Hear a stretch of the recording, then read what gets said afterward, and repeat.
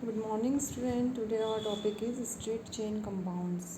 तो आज हम देखेंगे कि स्ट्रेट चेन कंपाउंड्स क्या होते हैं। स्ट्रेट चेन कंपाउंड वो होते हैं जो जैसे अगर हम किसी कंपाउंड का स्ट्रक्चर बनाते हैं तो उसको हम स्ट्रेट चेन के जैसे सीधी लाइन खींचते हैं हम स्केल से इस फॉर्म में लिखते हैं तो हम इन्हें कहते हैं स्ट्रेट चेन कंपाउंड। जैसे C4H10 है, C5H12 है, ये सब स्ट्रेट चेन कंपाउंड है, इनमें कोई ब्रांचिंग नहीं है। ब्रांच चेन कंपाउंड वो कंपाउंड होते हैं जिनमें ब्रांच होती है। जैसे आपने सीधी लाइन खींची, उस लाइन के ऊपर आपने एक और लाइन उसके पैरेलल में खींच दी, नीचे की तरफ भी उसके पैरेलल में एक लाइन खींच दी, तो वहाँ पर कुछ कंपाउंड्स आपने ऐड कर दिए। तो अगर इस तरह का आपके पास स्ट्रक्चर है तो उन्हें हम कहते हैं ब्रांच चेन कंपाउंड। ओके, उसके बाद है next close chain compound. Close chain compound और ring compound. Close chain compound होते हैं, देखिए स्ट्रेट चेन में क्या होता है कि दोनों जो उसके सिरे हैं वो खुले रहते हैं। क्लोज चेन में क्या होगा, जो दोनों सिरे होंगे वो एक रिंग की फॉर्म में आपके पास होंगे। ये नेसेसरी नहीं है कि रिंग जो है हेक्टागोनल होगा, पेंटागोनल होगा, वो अकॉर्डिंग टू कार्बन नंबर के ही रिंग का जो स्ट्रक्चर है वो चेंज होता रहेगा। हो सकता है ऑक्टागोनल हो, पेंटागोनल हो, हेक्सागोनल हो, है ना, ट्राइगोनल हो, कुछ भी हो सकता है। क्लोज चेन में मतलब एक रिंग की फॉर्म में आपके पास कंपाउंड प्रेजेंट होगा, इनको हम रिंग कंपाउंड भी कहते हैं। सबसे मोस्ट इम्पोर्टेंट इसका जो स्ट्रक्चर रहता है इसका बेंजीन रहता है। बेंजीन में 6 कार्बन होते हैं, ठीक है।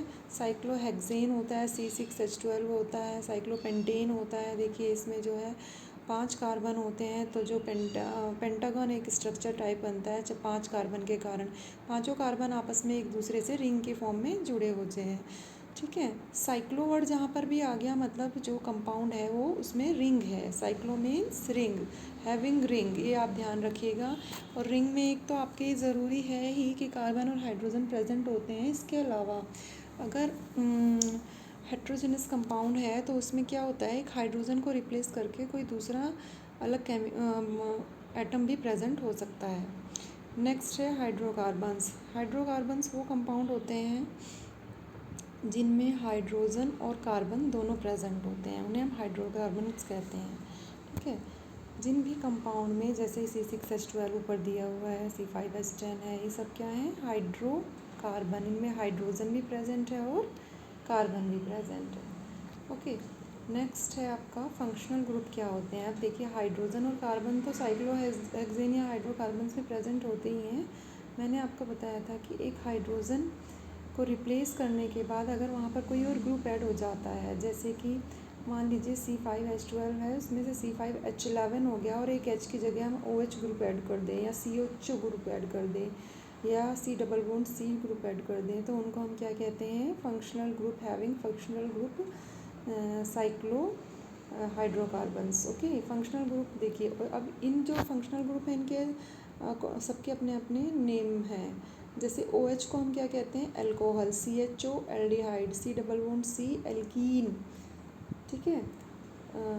और जो C ट्रिपल बॉन्ड C रहता है वो अल्काइन होता है, अल्कीन। ENE जहाँ पर लगा है वहाँ डबल बॉन्ड है, ठीक है। एल्डिहाइड के लिए आप हमेशा ये आपको लर्न करना पड़ेगा, CHO होता है। अल्कोहल के लिए OH ग्रुप लगता है, ठीक है।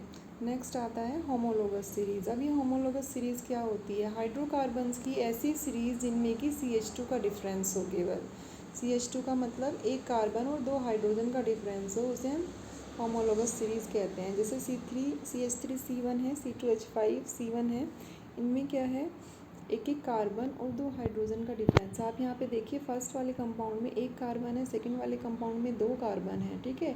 एक कार्बन उसमें इंक्रीज़ हो गया है और कितने हाइड्रोजन इंक्रीज़ हुए हैं, 2 हाइड्रोजन। ऐसे ही इसके नेक्स्ट वाला जब हम कंपाउंड बनाएंगे तो वो क्या बनेगा, C3H7। ओके, तो इस तरह से एक पूरी सीरीज़ इसकी तैयार होती है जिसको हम क्या कहते हैं, होमोलोगस सीरीज़।